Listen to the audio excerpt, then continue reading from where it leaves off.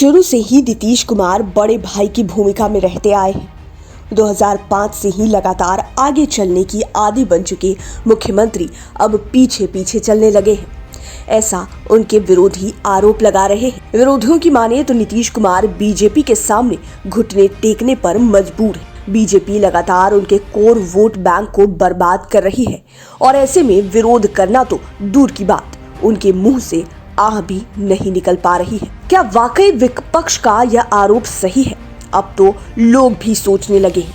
लोग सोच रहे हैं कि आखिर हर मुद्दे पर खुलकर बात रखने वाले नीतीश कुमार आज इस स्थिति में कैसे पहुंच गए। क्या भाजपा से कम सीट होने के कारण नीतीश कुमार बैकफुट पर चले गए? क्या सरकार के फैसलों में भाजपा का प्रभाव दिख रहा है? क्या सांप्रदायिक मामलों में विवादित टिप्पणी करने वालों पर चुप्पी साधे रहना सीएम की मजबूरी है? तमाम ऐसे सवाल इन दिनों बिहार की जनता के मन में घूमने लगा है। वैसे तो सवाल बहुत है, लेकिन अगर धरातल पर देखें तो बिहार में मुस्लिम समुदाय के लोग अच्छे खासे तादाद में नीतीश कुमार को वोट करते हैं और दूसरे शब्दों में कहें तो मुस्लिम वोट बैंक पर जेडीयू की अच्छी पकड़ है। तभी तो बीजेपी के साथ सरकार में होते हुए भी सीएम खुले मन से बिहार में एनआरसी लागू ना होने देने की बात कर देते हैं। लेकिन हाल के दिनों में नीतीश कुमार बीजेपी के सामने बेबस या फिर यूं कहें कि बैकफुट पर नजर आ रहे हैं। दरअसल हम ऐसा इसलिए कह रहे हैं क्योंकि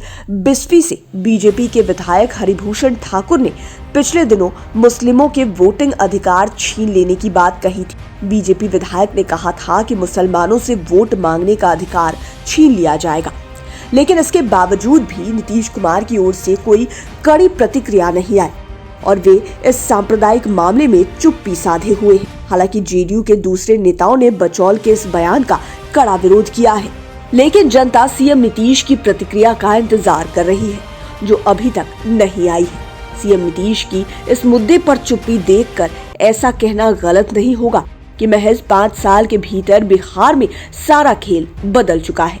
पहले खेल के नियम तो नीतीश कुमार ही बनाते थे और लागू भी उनके मन माफिक ही होता रहा, लेकिन अब पहले जैसी बात नहीं है। हम ऐसा इसलिए कह रहे हैं क्योंकि सियासत में शायद ही कोई ऐसा होगा जब कोई पार्टी अपने सहयोगी दल के ही विधायकों को तोड़ ले। जेडीयू के साथ भी ऐसा ही हुआ। अरुणाचल प्रदेश में बीजेपी ने जेडीयू के 6 विधायकों को अपनी पार्टी में शामिल करा लिया।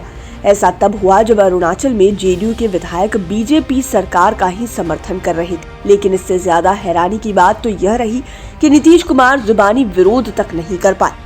जानकार बताते हैं कि उसके बाद नीतीश कुमार ने अरुणाचल प्रदेश में अपने पार्टी के प्रदेश अध्यक्ष से बात कर मामले की पूरी जानकारी ली थी।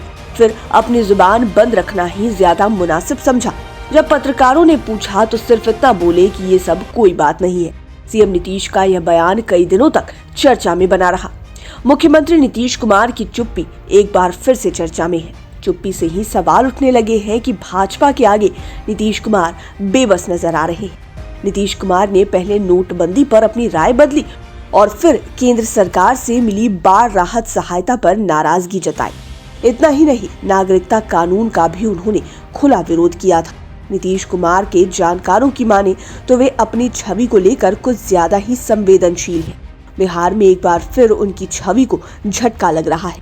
धर्मनिरपेक्ष छवि को गहरा झटका लग रहा है, फिर भी वो चुप है। तो इसके पीछे क्या राज है? लाइव सिटीज के लिए ज्ञान सिंह की रिपोर्ट। अगर अभी तक आपने हमारे चैनल को सब्सक्राइब नहीं किया है तो जरूर कर लीजिए। वीडियो फेसबुक पर देख रहे हैं तो पेज को लाइक करें, साथ ही साथ हमें ट्विटर पर जरूर फॉलो करें। धन्यवाद।